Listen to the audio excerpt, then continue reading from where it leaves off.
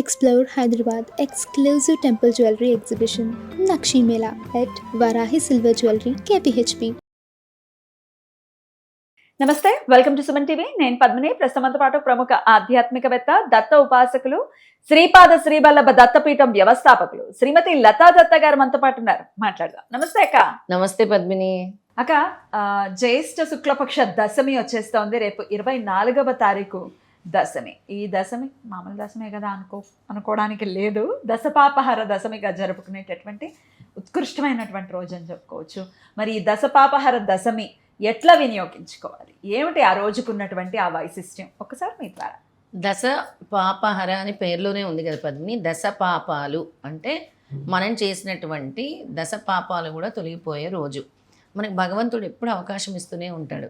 ఈ రోజు ప్రత్యేకంగా నువ్వు చేసిన కర్మలు, నువ్వు చేసిన పాపాలు తొలగించే రోజు అని చెప్తాడు. చాలామంది తెలిసి చేస్తారు పాపాలు, కొంతమంది తెలియక కూడా పాపాలు చేస్తారు. ఇవి ఏంటి అంటే, ముందు శరీరంతో చేసే పాపాలు. శరీరంతో చేసే పాపాలంటే అక్రమ సంబంధాలు చాలా పెద్ద ఎత్తున జరుగుతున్నాయి. అక్రమ సంబంధాలు. నెక్స్ట్ మన రేపులు ఇలాంటివన్నీ చూస్తాము. వాళ్ళకి ఇష్టం ఉన్న లేకుండా చంటి బిడ్డలతో సహా చేస్తున్నారు. ఇవన్నీ కూడా శరీరంతో చేసేవి వాటి కిందకు వస్తాయి. అవి 3 రకాల కర్మలు ఉంటాయి అన్నమాట. తర్వాత నోటితో చేసే కర్మలు ఉంటాయి. నోటితో అంటే ఎప్పుడు ఒకరిని కించపరచటము, ఒకరిని అనటము, ఒకరిని హేళన చేయటము, వాళ్ళే గొప్పగా మాట్లాడటము, ఇతరుల్ని చాలా చులకనగా మాట్లాడటము, లేదా వాళ్ళ గురించి చెడ్డగా ప్రచారం చేయటము. గాసిపింగ్ అంటారు దీన్ని. వాళ్ళ ముందేమో చక్కగా మాట్లాడతారు, వెనకేమో గాసిపింగ్. వాళ్ళకి అంటే ఇది కుళ్ళుతో చేస్తారో కుతంత్రంతో చేస్తారో తెలీదు. అంటే వాళ్ళు ఎదుగుతున్నారు అనే భయంతో కూడా వాళ్ళు ఎదిగిపోతున్నారు, నేను ఎదగలేకపోతున్నాను అని ఇలాంటివి.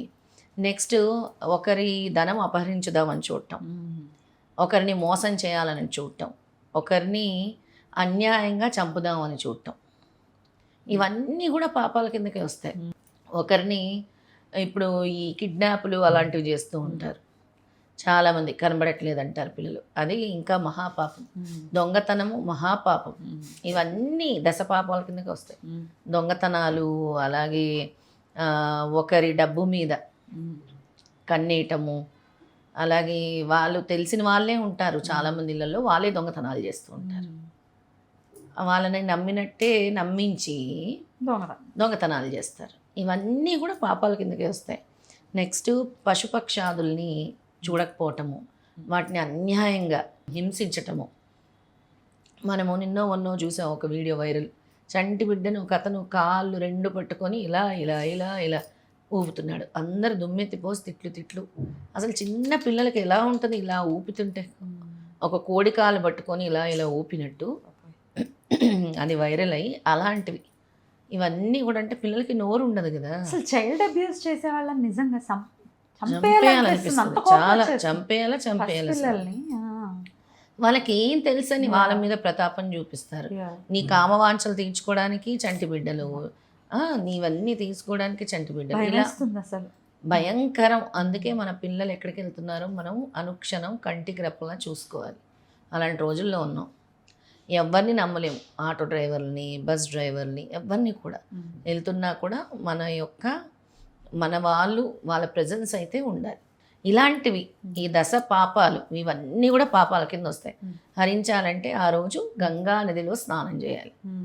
ఇలా గంగా నది అంటే కాశీలో అయితే విశేషంగా కాశీ గంగ ఉంటుంది. అక్కడికి వెళ్ళలేమండి. చాలామంది గంగ తెచ్చి ఇంట్లో ఉంచుకుంటారు. బకెట్ నీళ్ళల్లో గంగ వేసుకోవచ్చు. లేదా మీరు స్నానం చేస్తున్న నీటిలోనే కొద్దిగా పచ్చకర్పూరం వేసుకోండి, కొద్దిగా పసుపు వేసుకోండి, నీళ్ళు శుద్ధి అవుతాయి. అలాగే రోజ్ వాటర్ వేసుకోండి, దాన్నే గంగాజలంగా భావించండి. లేదంటే మీరు తీర్థయాత్రలకు వెళ్ళినప్పుడు ఎక్కడి నుంచి జలం తెచ్చుకొని ఉంటారు, ఆ జలాన్ని వేసి చక్కగా అందులో స్నానం ఆచరించండి. స్నానం చేయటం వల్ల, నేను చెప్పే స్తోత్రం చదువుకొని స్నానం చేయటం వల్ల గంగాదేవి మీ యొక్క నెగిటివిటీని తొలగిస్తుంది. అంటే ప్యూరిఫై చేస్తుంది. అంటే పాపాలు చేసేసి స్నానం చేస్తే పోద్దా అంటే మాత్రం నేను ఒప్పుకోను. తెలిసో తెలియకో జరిగిన పాపాలకు ప్రక్షాళన. ఇక మీదట నేను చెయ్యను ఈ పాపము, నా వల్ల తెలుసో తెలియకో జరిగింది, ఒక్కసారి ప్రాయశ్చిత్తం అడుగుతున్నాను జీవితంలో అని అడిగి చేయండి, అప్పుడు దొరుకుతాయి కానీ అప్పుడు తీరుతాయి కానీ ఊరికే మాత్రం తీరవు Right. పాపాలని. Right. చేసిన పాపం చెప్తే పోతుందని పెద్దవాళ్ళు నానుడివి యాక్చువల్. నానుడు. అట్లీస్ట్ మనుషులకు చెప్పలేం, గంగమ్మకైనా చెప్పండి, అమ్మ తల్లి అవును. తెలియకుండా చేసాం లేదా తెలిసే చేసాం, ఈసారికి క్షమించు. క్షమించు అని అనుకోవాలి. రైట్. ఇలా స్నానం ఆ రోజు విశేషంగా గంగా భగవతి వ్రతం చేస్తారు. ఆ వ్రతాన్ని ఆచరించిన ఫలితం కలుగుతుంది ఈ స్నానం వల్ల. చక్కగా శుద్ధిగా స్నానం చేసి పాప ప్రక్షాళన చేసుకొని స్వామికి ప్రాయశ్చిత్తం అడిగి స్వామి దగ్గర కూర్చొని దీపం పెట్టుకొని మనం ఏదైతే స్తోత్రం చెప్తున్నామో ఆ స్తోత్రాన్ని చదువుకోవచ్చు, గంగాష్టకం చదువుకోవచ్చు. అలాగే మనం చెప్పేది ఇది మాత్రము స్నానం చేసేటప్పుడు నెగిటివిటీని తొలగిస్తుంది, అలాగే మనకుండే ఆరా కూడా చేంజ్ చేస్తుంది. ఆ మంత్రాన్ని చెప్తాను. చెప్పండి. ఇది హీలింగ్ అండ్ మనకు వచ్చే అబ్స్టెకల్స్ని రిమూవ్ చేసే గంగాదేవి మంత్రం. కష్టాలని కూడా తీర్చేసి, కష్టాలు అడ్డంకులు. Water is and powerful source of energy. మనకి ఆ వాటర్ ద్వారా ఇది కూడా మనకి క్లెన్స్ అవుతుందండి, ఓరా క్లెన్స్. అయితే ఓం హిలి హిలి, ఓం హిలి హిలి మిలిమిలి గంగే దేవి నమః, ఓం హిలి హిలి మిలిమిలి గంగే దేవి నమః అని చదువుకోవాలి. అని చదువుకుంటూ చేయాలి. స్నానం చేయాలి. స్నానం చేసిన తర్వాత కూడా ఈ మంత్రాన్ని పఠించాలి. ఒకవేళ బీజ మంత్రం కూడా చేసుకుంటాము అంటే ఓం హ్రీం శ్రీం గంగాయే స్వాహ, ఓం హ్రీం శ్రీం గంగాయే స్వాహ, ఓం హ్రీం శ్రీం గంగాయే స్వాహ అని ఆ రోజు గంగాదేవిని స్మరించుకునే రోజు మనకి అవకాశం ఇచ్చారు. గంగాష్టకం చదువుకోవటం వల్ల కూడా విష్ణులోక ప్రాప్తి కలుగుతుంది అని మన స్కాంద పురాణం కూడా తెలుపుతుంది. అద్భుతం అక్క. అయితే అదే రోజు చాలా విశేషం ఉంది పద్మిని. మనకి హనుమంతుడిని మనము బ్రహ్మచారిగా చెప్పుకున్నా కూడా మనకి బ్రహ్మ వైవర్తి పురాణం ప్రకారము ఆంజనేయ స్వామికి సూర్య భగవానుడు కుమార్తె అయినటువంటి సువర్చలాదేవికి ఇచ్చి వివాహం జరిపిస్తారు. ఎందుకు అంటే మనకి రాబోయే కాలంలో 9వ బ్రహ్మస్థానంలో ఆంజనేయ స్వామి స్వయంగా ఉండబోతున్నారు కాబట్టి ఆయనకి స్త్రీ శక్తి తోడవ్వాలి కాబట్టి, ఫెమినైన్ ఎనర్జీ చాలా అవసరం కాబట్టి ఈ వివాహానికి నిశ్చయించి సూర్యభగవానుడు ముందుకు రావటం జరుగుతుంది. అందుకే ఆ రోజు చాలా మంది ఆంజనేయ స్వామి సువర్చలాదేవి వివాహ కళ్యాణం కూడా జరిపిస్తారు. దానికి అర్థం కాదు ఎందుకు ఇలా జరిపిస్తున్నారు, ఆయన బ్రహ్మచారి కదా అని.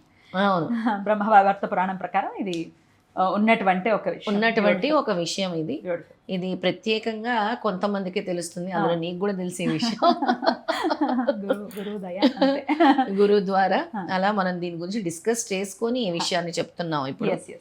అలా ఆంజనేయ స్వామి బ్రహ్మచారి అయినా కూడా ఆయనకి స్త్రీ శక్తి తోడైతేనే ఆ 9వ బ్రహ్మస్థానం వస్తుంది కాబట్టి ఆయనకి వివాహం జరిపించిన తర్వాతే ఆ స్థానంలో కూర్చోబెడతాము అని చెప్పారు. అందుకే ఆ రోజు చాలా మంది భక్తులు కూడా తెలిసిన వాళ్ళందరూ కూడా ఆంజనేయ స్వామి సువర్చలాదేవి వివాహ వేడుకని జరిపిస్తారు, కళ్యాణాన్ని జరిపిస్తారు. బ్యూటిఫుల్. అద్భుతంగా వివరించారక్క. దశపాపహార దశమి నిజంగా ఆ సమయంలో ఎవరైనా కాశీలో గనక ఉంటే వాళ్ళ అదృష్టం ఖచ్చితంగా. అక్కడ చక్కగా స్నానం చేసుకుని గంగమ్మ అనుగ్రహాన్ని పరిపూర్ణంగా వాళ్ళు పొందాలి. అక్కడ కాకపోయినా అసలు భూమి మీదకి వచ్చింది గంగమ్మ మనందరినీ ఉద్ధరించడం కోసం. నీళ్ళల్లో ఆవిడ ఉండే తీరుతుంది. భగీరథుడు ఎంతో తపం ఆచరించి భూలోకానికి గంగమ్మ వస్తేనే ఈ భూలోకం అంతా కూడా బాగుంటుంది అని చెప్పి గంగమ్మని పిలిచినందుకు గంగమ్మ కోసం మనం చేస్తున్నటువంటిది. అంటే గంగమ్మ ప్రార్థన, మన యొక్క పాప ప్రక్షాళన రెండు ఖచ్చితంగా. అద్భుతంగా వివరించారక్క. కృతజ్ఞతలు. నమస్తే అక్క. నమస్తే.